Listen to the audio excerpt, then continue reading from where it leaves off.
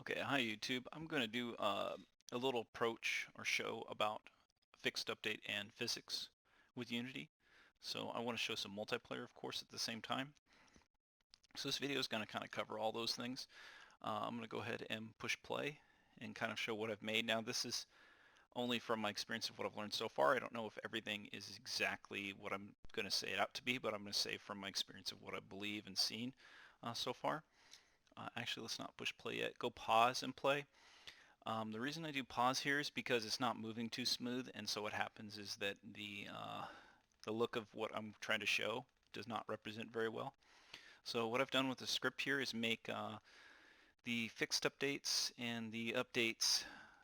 Okay, we got that all done. The fixed updates and updates here are kind of demonstrating with arrows. So we got here in the middle center, close to the middle. These are the fixed updates going around.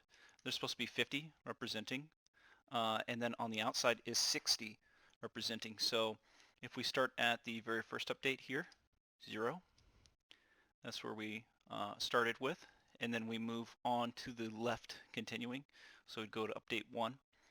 And what I'm trying to demonstrate here is that the physics being used with fixed update and networking, um, if you don't have these synced very well, you're going to have an issue with not being able to have deterministic physics. And it's really hard to get the deterministic physics. I can kind of explain how I go about this approach. But if we look at the tanks here, after every fixed update, we turn off their physics, and we can see that they are on different heights. They hover up and down. So if I actually take a view here, you can see from these individually that the heights of the tanks are not the same going through here. And what I'm representing this as and explaining is that this is a frame basically. So you can see here the tanks have some slight height change as they go through. And let's just make sure I'm actually showing that correctly. So I'm going to take one of these tanks. Let's go to one of them here. Looks like they are all the same height, but they should not be from, unless I commented out some code here.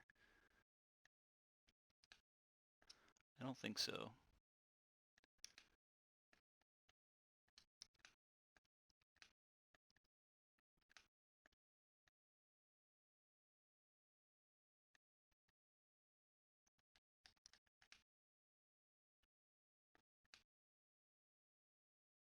I'm not sure why they look all the same height, because they obviously are not supposed to be. Let's try play without pushing pause.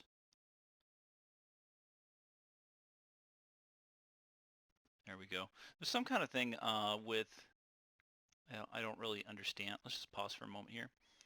I don't really understand why I'm having this issue, but like, I guess because there's so much lag at the beginning when I hit play, so part of the script does not seem to be working properly because there's so much lag and I'm trying to do it in one single second. I'm not really sure, but I wanted to kind of show that the fixed update also, if you look at the arrows in the center here, they, you should be able to count about 50 of them, but they aren't necessarily always one after the next in the same amount of time. And part of this has to do with lag at the same time when that actually gets to run. But what I was trying to demonstrate is where the tanks are located. So if I go and I pull up a tank here, let's see, this one for example, let's get a side view. Go to that please.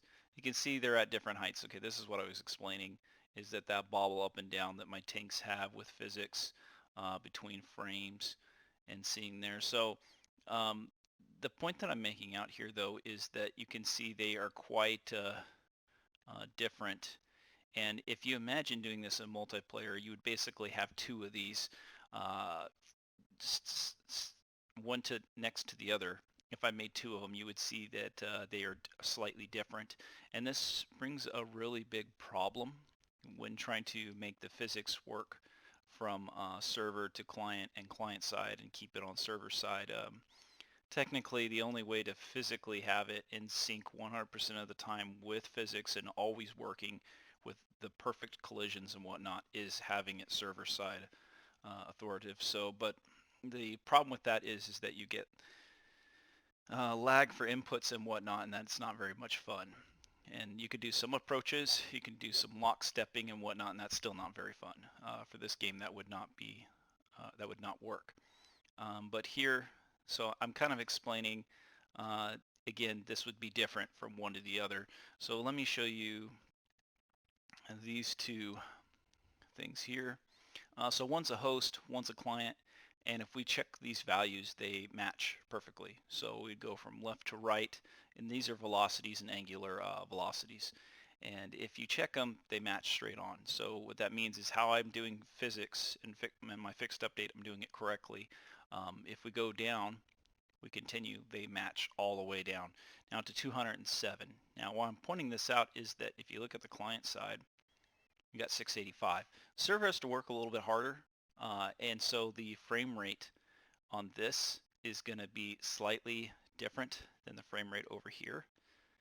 And one issue is that you might say, well, let's do some buffers or whatnot. It doesn't matter. Look at the frame rate, or not the frame rate. Look at the amount. This is printed out at the same time, so look at how many more extras there are here. So this brings up a problem when doing multiplayer physics, is that you need to, because the client has ran that many more times within a certain amount of seconds. That's obviously more than 1 second that I'm showing, but because it has ran more than once, multiple times, sometimes within frames, you have to run the physics and simulate that to match correctly. What I'm saying is if you do an input buffer, you get the inputs, and then you apply them. Some of those inputs go to multiple physics simulations that need to be applied, and I don't know if it's possible to do that yet with Unity. I'm kind of experimenting with that, but I don't think I'm going to actually do that because that might be too much processing and whatnot, and I think that that's going to be something that doesn't really need to be approached for what I'm doing. But what I'm explaining is that it's very difficult, and this is what I've understood from looking at this and seeing this problem, is that it's going to be very hard to keep them completely in sync. However, the way I keep them almost completely in sync and still get that deterministic physics, you can still have this deterministic physics no matter what. You just may not keep them in sync 100% without having a authoritative, is that you can have the client and the host send their information back to one another, and people don't like this approach because you could lie about your information. You could check the information, but why would you want the client to send information about where it is and what it's doing? But the problem is that if the client is really doing faster or slower physics going on in their network, is that you can't really sync to that. You can't really follow that, and the experience would not be fun if you have to continually resync them continually, so they do some movement. It would not be fun whatsoever. So I want to kind of show you an example of this is if I turn this off here and then I go into play and I play this through. So I've got my tank here. Can you imagine playing this and all of a sudden it's going to resync you? You do a jump, you're being resynced. You're doing some kind of boost, you're being resynced. You're doing any kind of shooting, anything, your position rotation has to be resynced. And I can kind of demonstrate that the difference that I have is a much better fun experience. So we'll see, run the application. I think this is pre-compiled already. Hopefully it's the one I'm thinking of.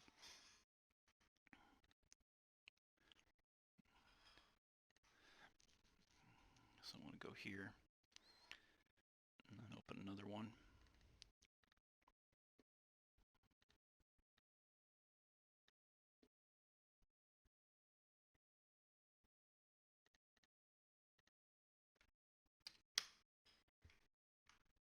Okay, so what you're going to see is these green outlines by the tanks, and that's to demonstrate where they should be. The server is obviously right on. The client is very close because there is some delay when you have to send inputs and whatnot to the server. Now the way this works is the way I think is only going to work is you have to go back in time on the server to apply the inputs that the client's giving, because otherwise you're putting your inputs at a different time frame of where the tank would be. These tanks go up and down with physics. They hover and whatnot, and you'll notice they do move smoothly because I do input buffers, but the problem with doing physics completely on either side is that you cannot completely sync them, it looks like, at least from my experience. You can get really close, but you just can't do that. In this type of game, because you have this physics bouncing you up and down, it's way more noticeable that there's an issue. If I take that away, if you do something like Counter-Strike where you're just sitting there, just standing there, it's not noticeable because you don't have the physics automatically. You don't notice that those are what's happening at a real time, and you don't have to go back in time apply those inputs. Now, if we look at the client here, you can see where I move follows. And the only way to make that go faster is to get rid of input buffers. But if you do that, then it won't be as smooth as this. This looks absolutely smooth. It looks beautiful. There's no lerp interpolation in this at all. This is completely input buffers. So whatever I do and whatever happens is showing and displayed in the server, and this is just spot on. But again, this is me explaining that the client is sending this information to the host, and the host is sending that information also about itself to the client. So you see here, it's always where it's supposed to be, no matter how that host moves. So you can see me stay in sync with what's going on. Now they are doing their own physics on each application right now. The client, let's say I'm gonna run into this. I'm gonna push this tank. It may not be noticeable, but because the way this works is that the physics is slightly different when hitting into something that is changing its transform information continuously. So basically what you're doing is you're not making this possible to take certain types of velocity forces, I should just say forces. So like I can actually ram it like that, and this looks kind of realistic. You would think, okay, this doesn't look like there's anything wrong here, but I actually cannot physically push this tank very, very slowly. What instead happens is I either go above it or below it, or I just kind of knock it out of the way. I can actually do a better knock than that, but let's try again.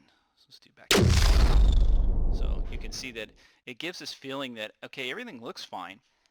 Everything is fine other than when they are colliding against each other. Now I can show this, demonstrate this, but again I want to show real quick, look at how beautiful this is. That so when you're playing, this is going to be nice, smooth. You can see on both sides it looks good. And no matter the ping, it's going to look good because of the input buffer, and it looks very pretty. If the ping gets higher, what you'll see is that the green is further behind.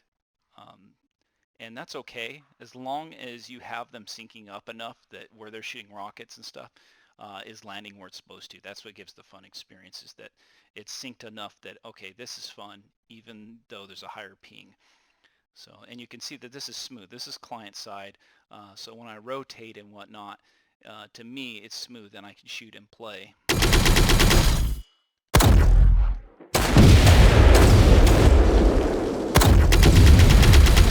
See, I won't even notice a difference because it's virtually the same, and have a lot of fun.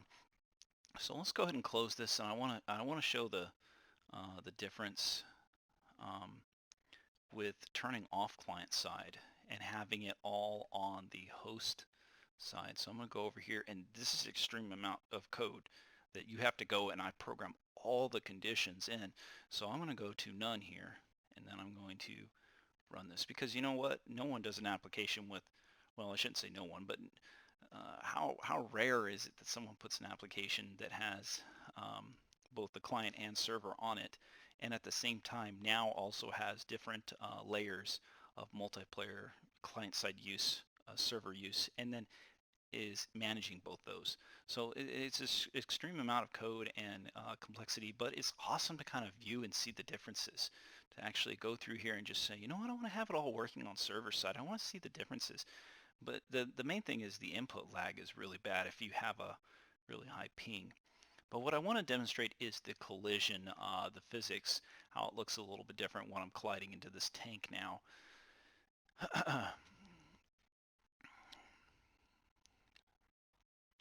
go ahead and close that. If it'll let me. Okay. All right, so run.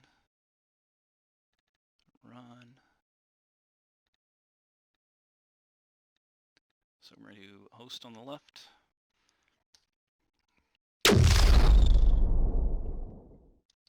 Client on the right. And so now what's going to happen is this is based on inputs to the server, and there's no input buffers. There's quite a bit of differences.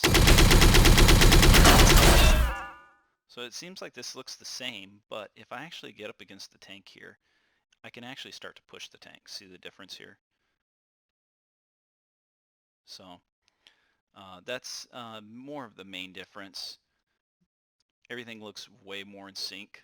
Look at the tanks the way they are now. Let me have this one flip over. So they are quite in sync.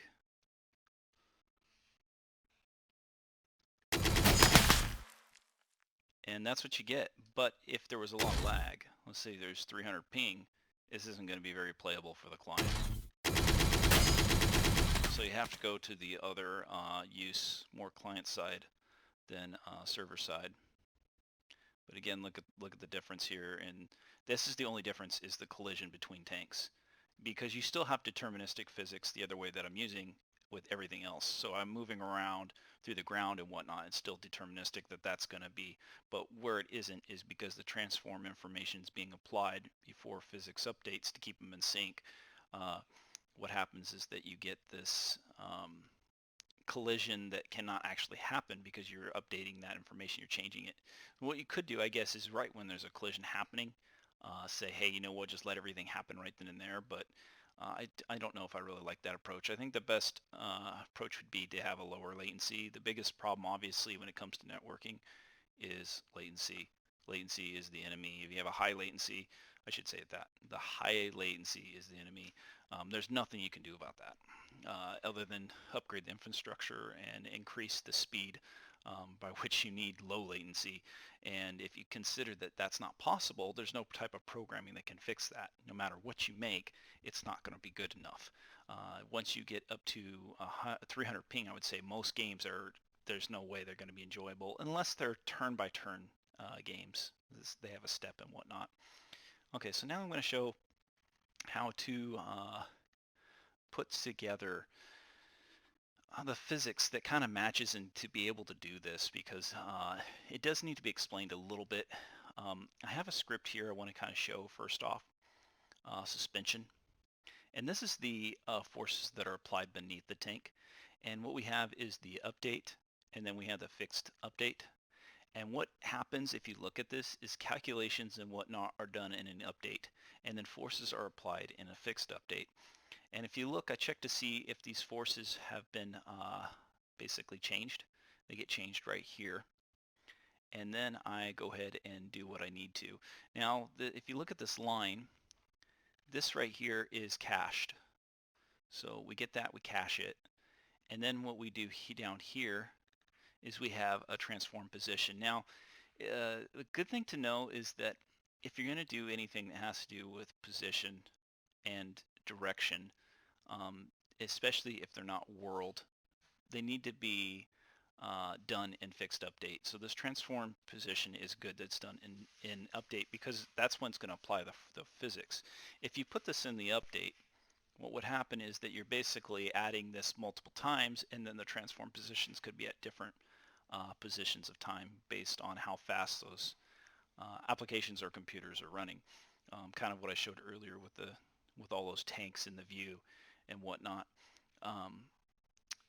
And this becomes a rather big problem, obviously, And that's why I've had to resort to what I've been doing, which I think is absolutely still a fantastic uh, solution. You still get the great fun that you're supposed to have. And from my understanding, there's not going to be a better solution no matter what I do other than hope for low latency. Because there's no other thing I can think of to prevent this issue. And I mean, you could turn down the client, try to sync it a little bit better by lowering its speed, and then before you know it, this starts to not only become ridiculous amount of code that you're programming, but then it becomes, is this even better approach? It's not really a better approach. So I think leaving it as is and having the fun the way it is. Uh, Most internet games, if you were to see how they sync, you would be surprised that they don't sync well at all. This game syncs very well. So now, again, going about the fixed update here. So I apply these forces and I reset them by cache. And this will seem a little bit confusing going through here and try to understand this. Let's go to the hover script. This is a heck of a lot of forces being applied to the tank in different ways, but they're all in the fixed update. And this is what I kind of want to talk about, is that if you look at the directions, like heading directions, transform right and stuff, these are all done in fixed update. And you want them to be uh, applied across. If you use multiplayer physics, you're going to want them to match up like this. So what I'm saying is, unless you have a world calculation or world vector, you don't want to put it in the update. The world vector is okay in the update of making that world vector and then applying it in the fixed update. That's okay because it can't change. So vector3.up will always be vector3.up no matter what you do. But if you say transform.up and the fixed update, let's say, is slightly at a different time than the other computer, for this instance, then the transform up will not be identical. Those two transform ups will be slightly different. So you want to put them really in the fixed update. So let's see here. Let's go ahead and start writing and kind of demonstrating what you would do basically. I'm just going to do inputs. That makes it a little bit nicer. So I'm going to do my declare serializables. And then let's go ahead and serialize field. And I'm going to start out with a rigid body, and I'm just going to put the rigid body. One thing to note is that I use serialization here instead of doing like a private get component, simply because, excuse me, it's sometimes you may want to do something to that rigid body, and because it's already serialized, you have access to it from another script or whatever you want to do. You would have other issues where you have to get that component and wait or do something different. And this is, I think by far is just better just to serialize it, have it there. But the thing that sucks is you have to actually go into Unity and then attach it. So I'd have to, let's turn on the cube here and kind of show what I've got going.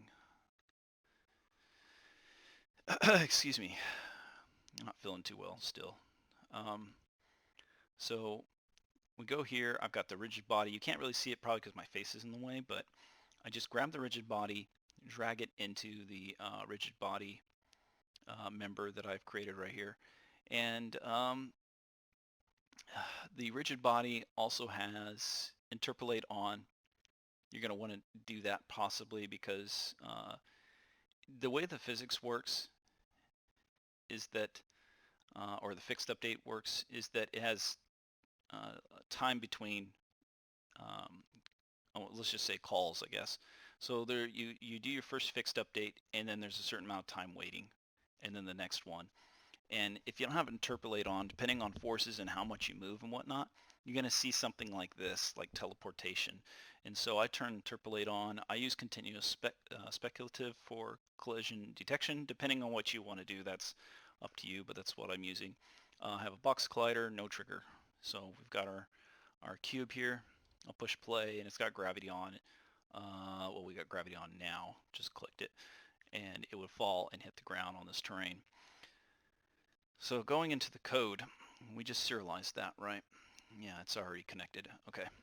So now I want to do my private void update. And we're going to use a get key from the keyboard plus from your controller, maybe a get access.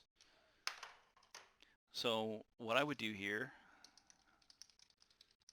is assign your booleans for a key.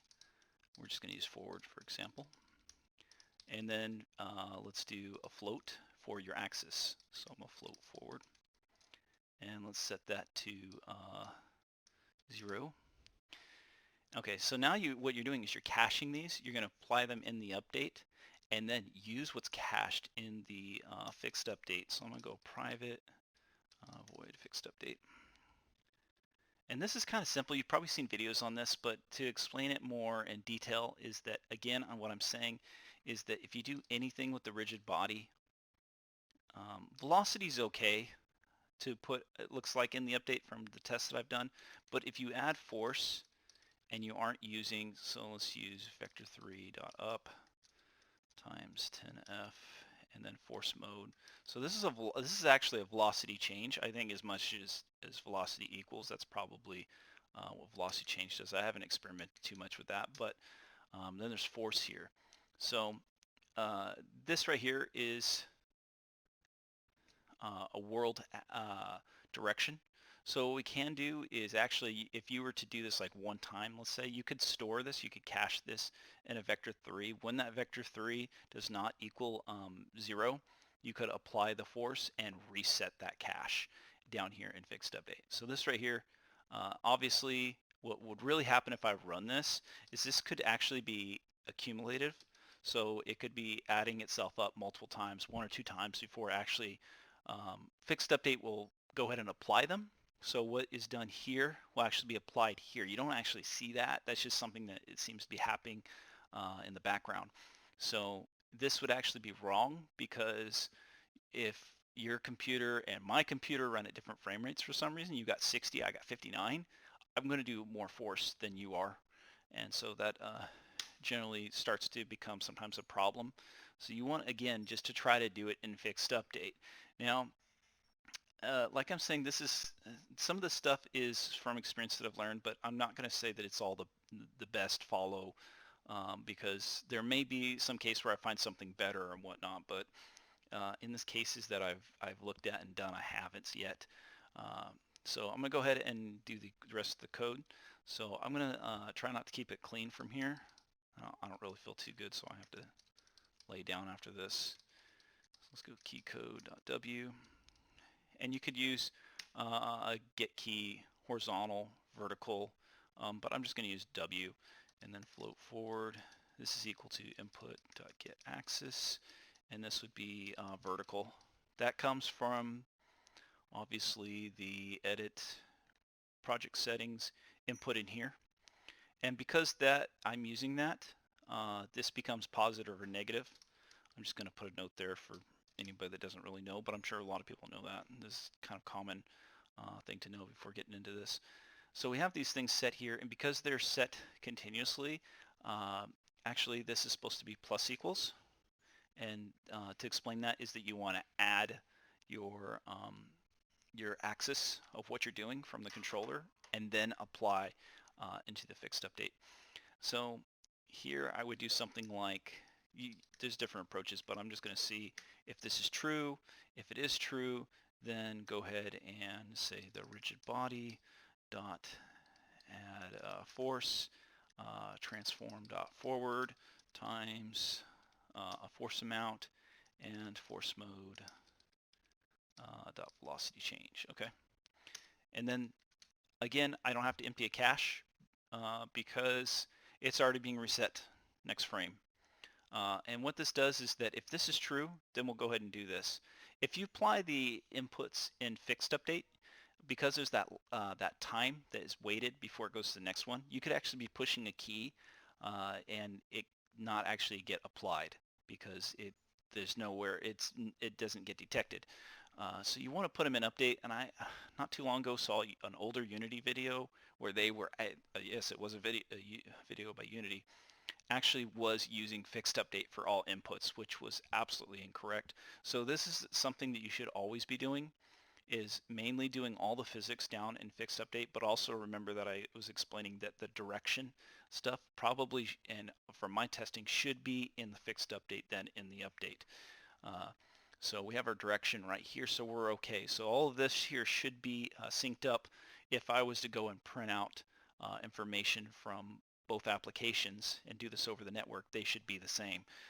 So if I go here and go to the next one, this I would just check and see does not equal. Now you don't have to do this. You could just apply, and you have to be careful of the dead zone. So on your controller, it may actually leave a number. So you could have like 0.1 or something, or negative or whatever. And then what happens is that you could get this constant movement. And so you would have to be kind of careful with your dead zone. I believe that's what we're talking about, is the dead zone setup and whatnot. To actually get it to go back to 0, imagining your joystick's not loose enough or something, or the detection, I don't know. But what you could do is just make your own if you want to program that in, or go into Unity and set that up. I think the project settings has some kind of dead, so I think this is dead zone, there's sensitivity and gravity. Go back here. Okay, so I'm going to try to finish this up because I'm definitely not feeling good right now. Add force. So let's see here. So I want to go transform dot right. I'm not sure if I need negative here or not. We're just going to put a number. Force mode, not velocity change. And before I forget, you also want to put in your forward. Oh, I put forward here. So this actually needs to be forward. I'm thinking of horizontal for some reason. And it may need to be negative. I'm not sure off the top of my head, but and then what you would do here is you would say like that. So like I was saying, you could also take this out and put here, but it should be more performant if it's on the inside there and you're able to actually get 0 with not using the joystick. So I would save this and then go ahead and go back into Unity. I'm going to pause and then I'm going to hit play. The reason is because there's so much stuff going on that if I hit play right away, it's going to fall too fast. You'll be able to see what I'm doing. So I'm going to hit, actually let's turn off gravity. That's a better approach. So we got it standing right there. I hit W. That was way too fast. Go back to the script. Let me close these. So go back to the script and change this to like, I don't know, 1F. This actually might need to be 10 because it's got this percent that's even much smaller.